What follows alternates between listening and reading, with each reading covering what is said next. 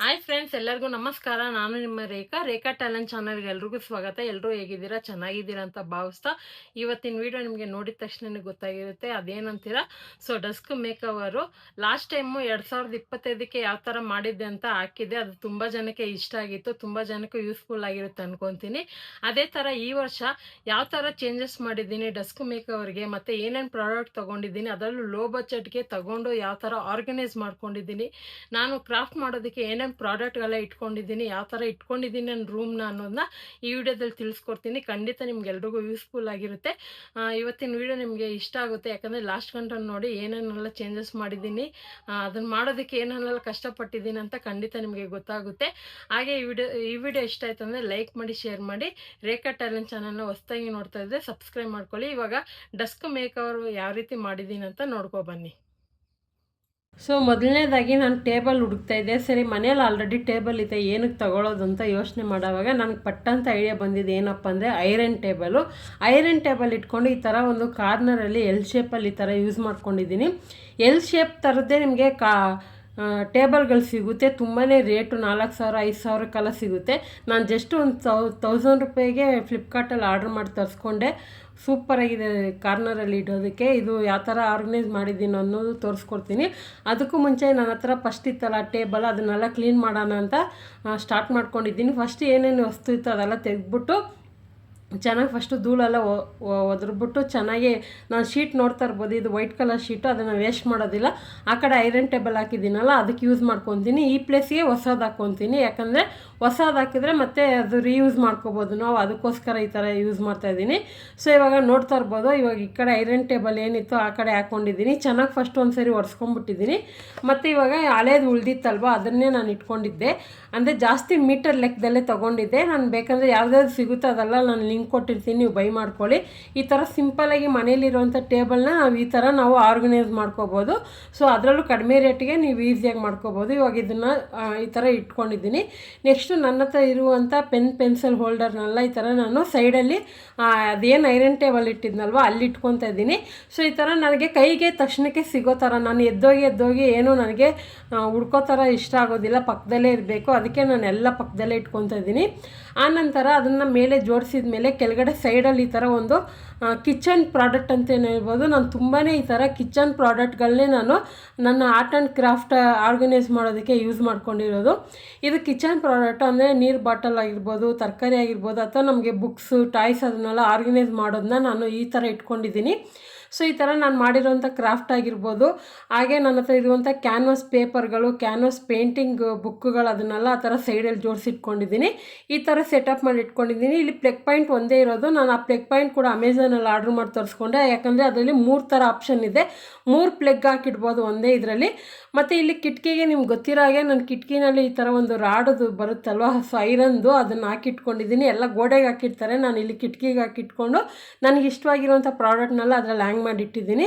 So ಇದೆಲ್ಲ ನೋಡ್ತಾ ಇರ್ಬೋದು, ಫೋನ್ ಬಾಕ್ಸಲ್ಲಿ ಆರ್ಗನೈಸ್ ಮಾಡಿರೋದು. ಇದು ಕೂಡ ಅಷ್ಟೇ 2 ತರಿಸ್ಕೊಂಡಿದ್ದೆ. ಇದೆಲ್ಲ ನೀವು ಹಳೆ ವಿಡಿಯೋದಲ್ಲಿ ನೋಡಿರ್ತೀರ. ಸೊ ಈ ಥರ ನಾನು ಜೋಡಿಸಿಟ್ಕೊಂಡಿದ್ದೀನಿ. ಕೆಲವೊಂದು ಚೇಂಜಸ್ ಮಾಡ್ತಾಯಿರ್ತೀನಿ ಅವಾಗವಾಗ, ಒಂದೇ ಥರ ಏನು ಇಟ್ಕೊಳಲ್ಲ, ಅವಾಗವಾಗ ಚೇಂಜಸ್ ಮಾಡ್ತಾಯಿರ್ತೀನಿ. ಯಾಕಂದರೆ ಅದು ನಮಗೆ ನೋಡಿನೂ ಸ್ವಲ್ಪ ದಿವಸ ಬೋರ್ ಆದಾಗ ಆ ಪ್ಲೇಸಲ್ಲಿ ಬೇರೆ ಅನ್ನೋದು ಯೂಸ್ ಮಾಡ್ತೀನಿ. ಇದು ಬಂದ್ಬಿಟ್ಟು ಫೋಮ್ ಬೋರ್ಡಲ್ಲಿ ನಾನೇ ಮಾಡಿದಂಥ ಅದೊಂದು ಡೆಕ್ಕರ್ದು ಆರ್ಗನೈಸ್ ಅಂತಲೇ ಹೇಳ್ಬೋದು. ಅದು ಯಾವ ರೀತಿ ಮಾಡೋದಂತ ಹಳೆ ವಿಡಿಯೋದಲ್ಲೇ ನಿಮ್ಗೆ ಹಾಕಿದ್ದೀನಿ.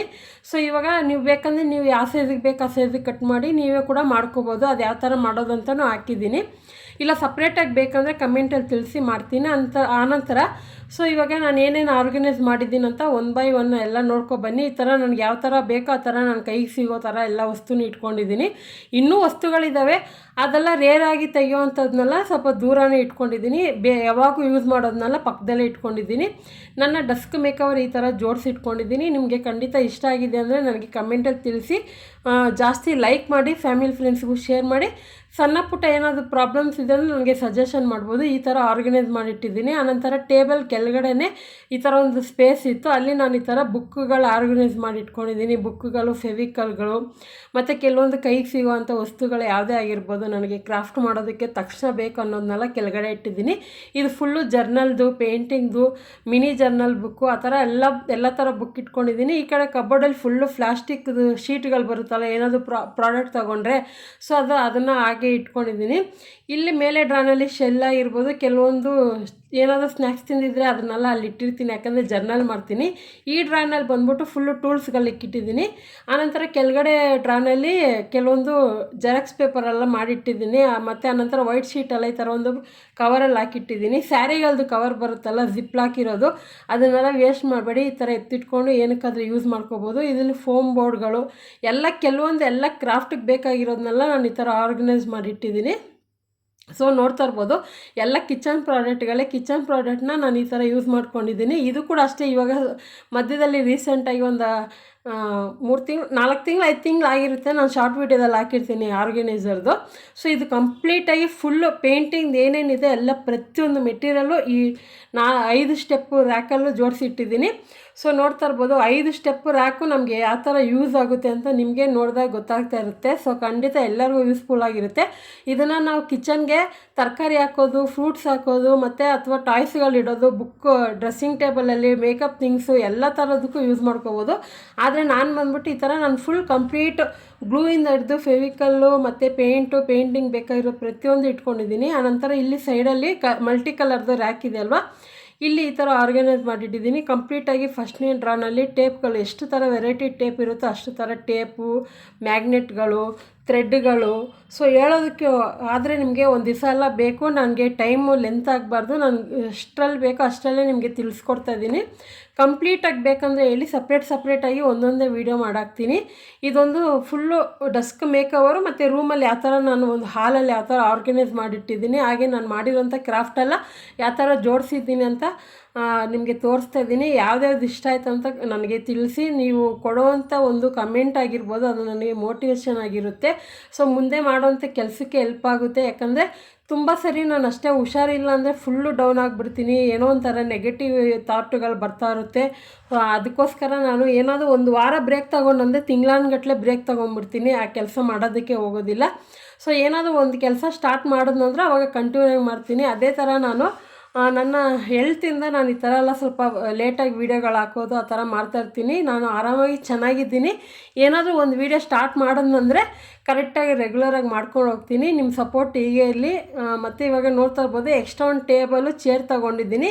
ಖಂಡಿತ ನಿಮಗೆ ಇವತ್ತಿನ ವೀಡಿಯೋ ಯೂಸ್ಫುಲ್ ಆಗಿರುತ್ತೆ. ಸೊ ಇಲ್ಲಿಗೆ ಈ ವಿಡಿಯೋನ ಮುಗಿಸ್ತಾ ಇದ್ದೀನಿ. ಕಂಪ್ಲೀಟಾಗಿ ಡೆಸ್ಕ್ ಮೇಕರ್ ವೀಡಿಯೋ ಯಾವ ಥರ ಆಯಿತು ಅಂತ ತಿಳಿಸಿ ಫ್ರೆಂಡ್ಸ್. ಇವತ್ತಿನ ವೀಡಿಯೋ ಖಂಡಿತ ನಿಮಗೆಲ್ಲ ಇಷ್ಟ ಆಗಿರುತ್ತೆ ಮತ್ತು ಯೂಸ್ಫುಲ್ ಆಗಿರುತ್ತೆ. ಇವತ್ತಿನ ವೀಡಿಯೋ ನಿಮಗೆ ಇಷ್ಟ ಆಯ್ತು ಅಂದರೆ ಜಾಸ್ತಿ ಜನಕ್ಕೆ ಶೇರ್ ಮಾಡಿ, ಹಾಗೆ ಲೈಕ್ ಮಾಡಿ, ಕಮೆಂಟ್ ಮಾಡಿ ಯಾವ ಥರ ಇತ್ತಂತ. ರೇಖಾ ಟ್ಯಾಲೆಂಟ್ ಚಾನಲ್ನ ನೋಡ್ತಾ ಇದ್ದರೆ ಸಬ್ಸ್ಕ್ರೈಬ್ ಮಾಡ್ಕೊಳ್ಳಿ. Thank you for watching. Bye.